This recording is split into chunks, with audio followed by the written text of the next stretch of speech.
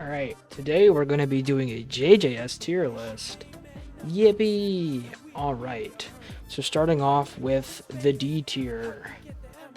So for D tier, I'm going to put Hakari. And here's why Hakari is D tier. I think with Jackpot, he's the best character in the game.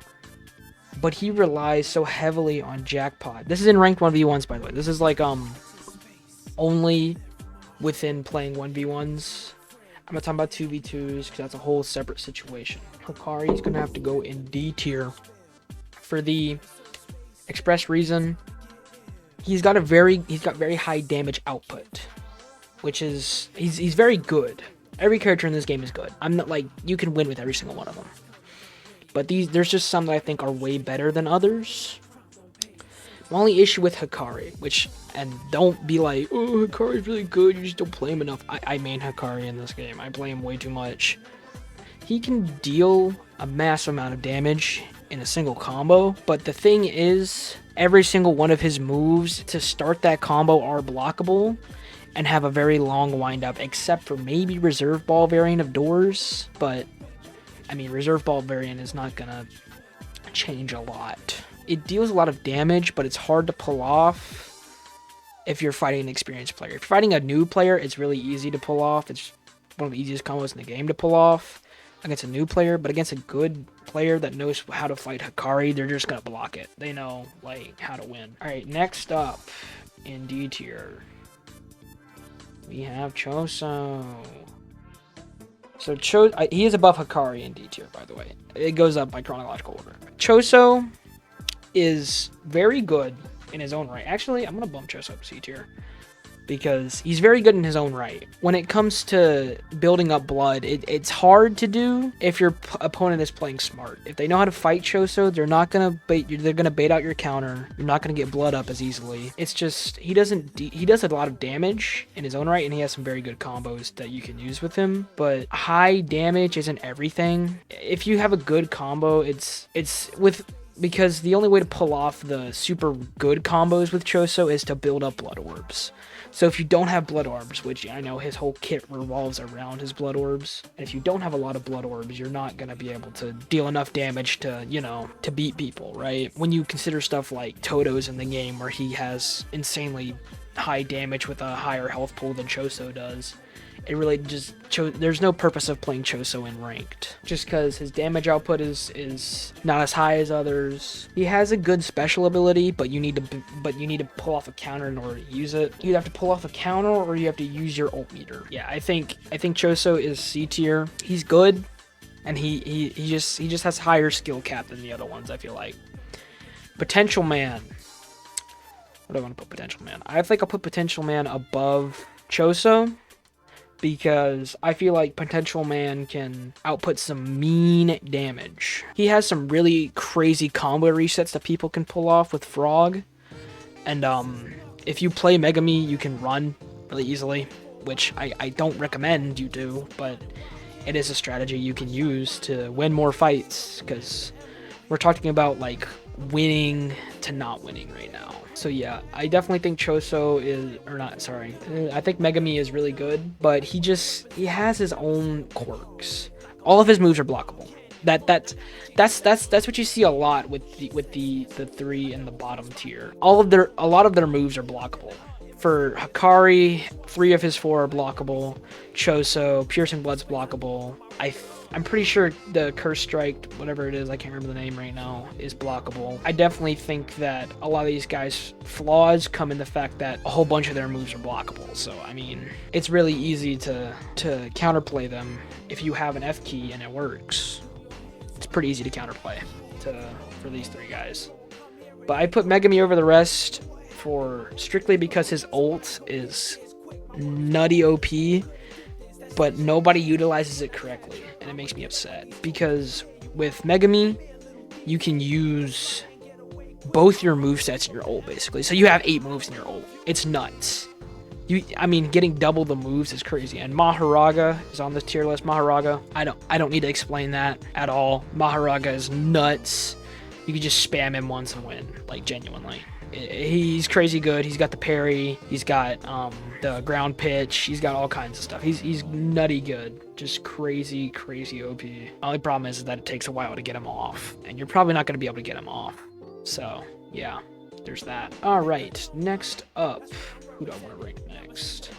I think I'll rank the new guy. So, Locust guy. Clever Curse. I definitely think Clever Curse is really good if used in the right hands. He is, if you are a high skill player and you pick up this guy, it's the best character in the game. Genuinely, if you're good at the game, then Clever Curse is S tier. He's crazy good ultimate, crazy good like combos that you can pull off. You pull off freaking like Xenoverse 2 combos up in this. But a lot like how in Ultimate Marvel vs. Capcom 3, if you're running Virgil, Dante, and Zero, very good team, best team in the game, high skill. If you're not good with Clever Curse like me, I suck at this game. You're not gonna be getting kills. You're gonna be like, this character is stupidly dumb and not good. But if you play Clever Curse and you main it, it's S tier and it's crazy good. Alright, who do I want to rank next?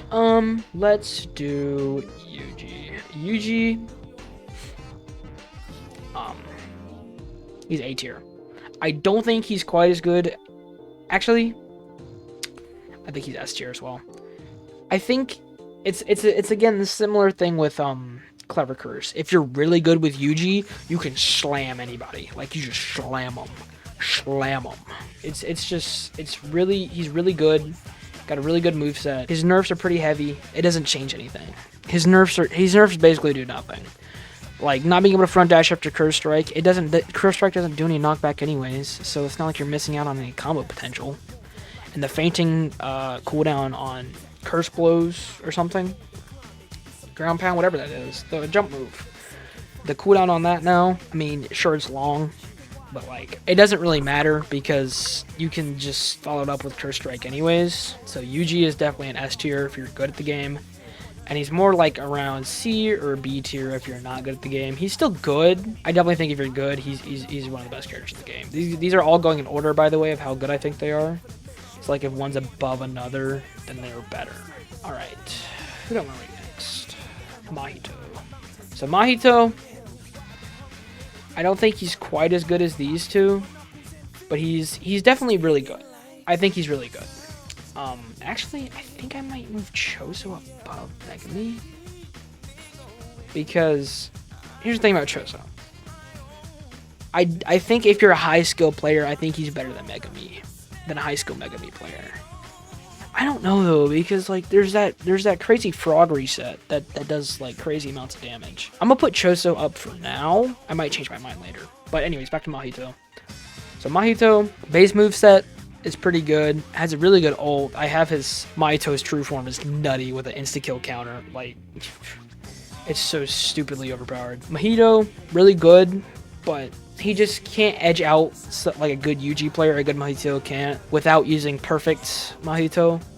I feel like he relies a lot on his ult, a lot like Hakari, but not near as heavily as Hakari does. Gojo, high A, definitely really good. Has a really good moveset, really good abilities, really good ult. He's just really good all around. He has stupidly OP combos. All of his stuff hits on Ragdoll. It's dumb. Best thing to do, Ragdoll cancel, hold F, because that's all you're gonna be able to do against Gojo.